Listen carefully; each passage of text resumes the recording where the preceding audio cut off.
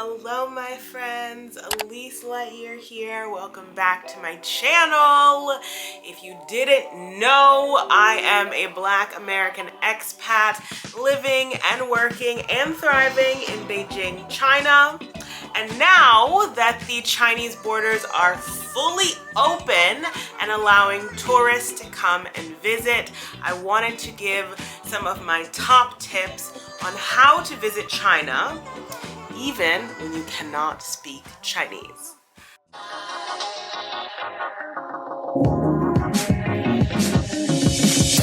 Now, let's just be 100% real, transparent. I'm gonna say that most people coming from Western countries who are traveling to China for the first time do not speak Chinese. And usually the fear of not knowing how to communicate is the biggest hurdle for people to overcome. Keep in mind, I am by no means an expert. I am just a woman who has lived here for the past 4 years, traveled to over 20 different Chinese cities, and this is not a brag, but it's the embarrassing truth that after 4 years, my Chinese is nowhere near fluent. My Chinese is survival is what I'll call it. I think in the minds of a lot of people that China can be a very intimidating place to come and travel, but I'm here to help ease some of those fears, and I want you to know that the language barrier should not keep you from coming to this lovely country.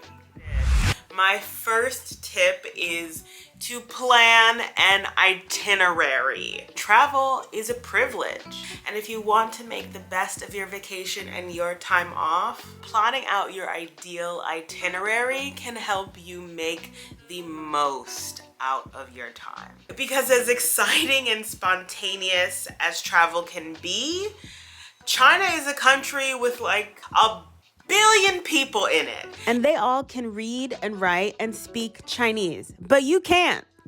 And all of these people are trying to do things, the same things that you're trying to do all of the time. And you need to plan ahead and already have a reservation number, a confirmation code, so you can just show it and keep it moving without holding up the line or trying to use Google Translate when Google Translate don't work while trying to talk to a security guard trying to buy a ticket for a place that's already sold out. So what I'm saying is you guys need to plan. Plan. All right, for the second one, let's get into the nitty-gritty of the language. Although there are many people in China who speak English and that number is growing and growing and growing, the reality is that even in the biggest and the first tier cities, many of the people that you'll interact with at tourist sites, restaurants, in public transportation will not be able to speak English.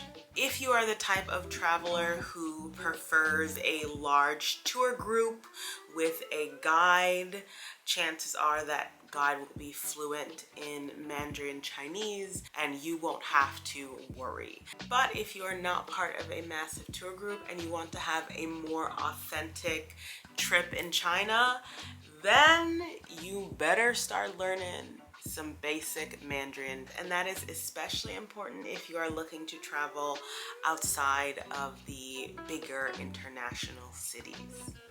But for me and for lots of people all over the world, Mandarin is an intimidating and overwhelming language to learn. When I suggest that you should learn some basic Mandarin when traveling to China, I mean super basic, like I want this, I don't want that, counting to 10, saying hello, saying goodbye. But how do you actually learn in Chinese when you are a busy adult with limited time and limited resources? Well, that's where today's video sponsor, italki, comes in handy. italki is a place where you can have one-on-one language lessons with high-quality native speakers. On italki, you can learn over 150 languages. But let's talk about learning Mandarin. There are loads of professional Mandarin tutors on italki. You can choose the type of teacher as well as their country of origin. Then you can watch their video introduction, read about them, and book a lesson with them right away. Lessons are super affordable and start at just $5. Most convenient of all with italki is that there is no commitment, no subscriptions, and you just pay per lesson. This gives you the freedom to study at your own pace and learning the way that works for you. With italki, I can just wake up on a Saturday morning, log on, and find a teacher who is available to teach me that day and just have my Chinese lesson right then and there. 你想家吗？你想家吗？想家，不知道。Miss your home. Oh. 你想家吗？ Yeah, 我想家。我很想家。Go check the link in the description of this video so you can start your language learning journey. Use my promo code Lightyear to get an exclusive discount. When you buy $10, you'll get $5 off your first lesson. But my friends, you better be quick because this discount is only valid for the first 50 users who use the Lightyear discount code. Best of luck on your language learning journey. Even after you take your language lessons on italki and you learn that basic Mandarin, there still are going to be things that you will not be able to communicate. So you need to be mentally prepared to become illiterate.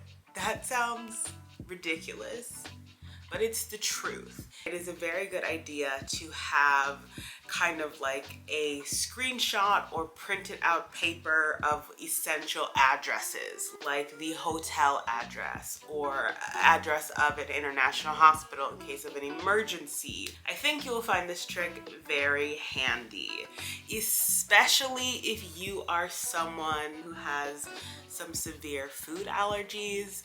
For example, a friend of mine, Sari, her dad came to visit her and he has a serious sesame allergy.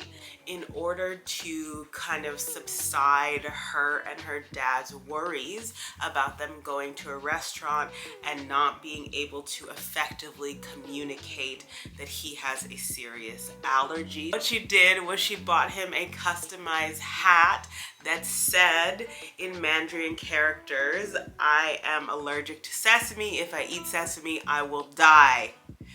Don't put sesame in my food."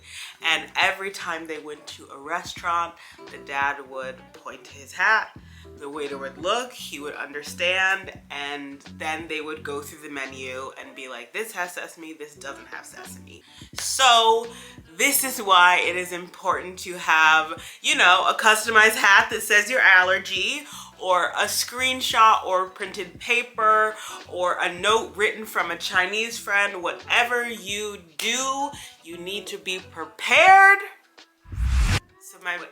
So my very last tip for you is, if you are just like, I need someone who speaks English or Spanish, whatever your mother tongue language is, and you want to be able to be in like constant communication with that person, then stay at an international hotel.